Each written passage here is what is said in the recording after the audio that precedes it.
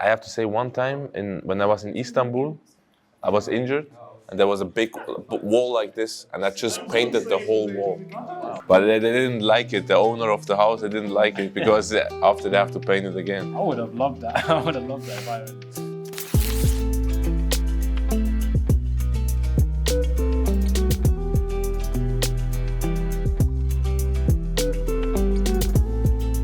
So I started drawing from a very young age, I think maybe around 6, 7, and I always kept drawing because for me, art was just, it was something to do in school as like an extracurriculum activity. But eventually it became part of my actual journey in school and it became part of my therapy. So I'd start using art as therapy to kind of get through the school day.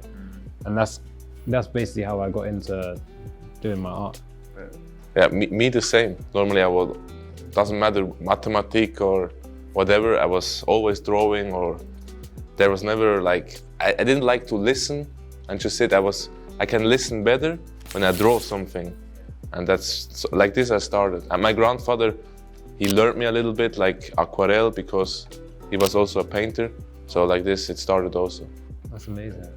What I love about art is the freedom of expression and the ability to, you know, be creative and to pull from a raw emotion and to then visualize that emotion onto page. That's what I love about the creativity of art.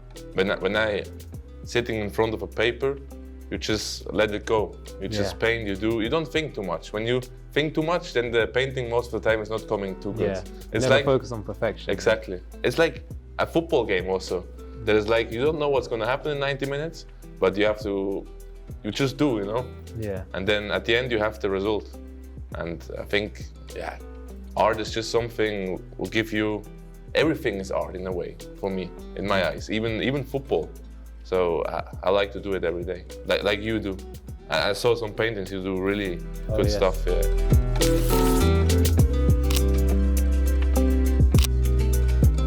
I remember at home, I was playing football outside, and then when the mother was saying food or I come in, and then I was going to my room, and I listen a lot of just Harry Potter, how you say, like when they talk out of the CD. Audiobook. Yeah, audiobook. Just a lot of audiobooks, and at this time I was drawing by my own.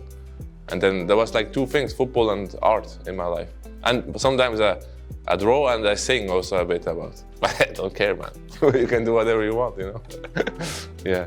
So for me, the best memory I can have where art became a dominant thing in my life was when I was doing my exams in sixth form. I was going through a lot of stress leading up to exam periods, as everyone else does. Yeah. And art kind of helped me, you know, release that stress in a productive manner. So instead of just stressing and thinking about what my results will be in my exam and if I'm going to fail or if I'm going to pass, I could always just rely on just, you know, drawing and releasing that stress through a visual kind of impact. Some people do boxing, they make music, there's different outputs, and my output was just art. I like to draw like just faces. I always start normally with a face and then I build around things. It's also good when you do sometimes something you never draw before. Like this you learn, no? But I like to draw heads, faces, nature, trees, everything a bit.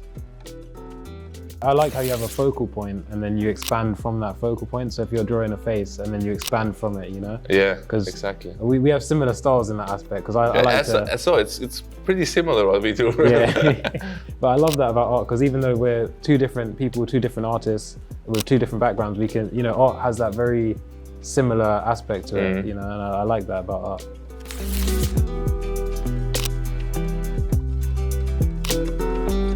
For me, most of my art is actually focused around mental health, and I like to, if I feel a certain type of emotion, I'll try my best to visualize and draw that emotion. A lot of the time it'll come across as scary, but I then, you know, have to write the context behind it and have a little description that explains that emotion. So on first value, my art may seem weird or different, but then when you read into it, you understand that there's more than just the surface layer. There's meaning behind it, and that's what I really like about art, that you can have different forms and you can use it as a tool or you can use it as an outlet in a way. And that's kind of how I got into art. This is a tribute. I took inspiration from Jean-Michel Basquiat, and you can see that in the crowns and around the skeleton. But the rest of the design was meant to represent me as a person going through A-levels. because a skeleton is meant to be weak. It's your base layer, you know, the most vulnerable layer. And so it was meant to represent me at my most vulnerable state. And so I don't ask me why there's blood dripping, but it was just a nice touch to add that in because it had to be an experimental piece. No, I like it. I like it. Thank you so much. The mouth also. Yeah. Bro, there are a lot of eyes and I like this. What we said about detail as well. I like to, sorry. When you go, You see the extra lines and. I don't draw when the game is coming near. I just focus on the game. And sometimes I'm so exhausted, I don't have the power, I just go home. But when my wife is in the kitchen and do some things, and most of the time I just start a bit and do things.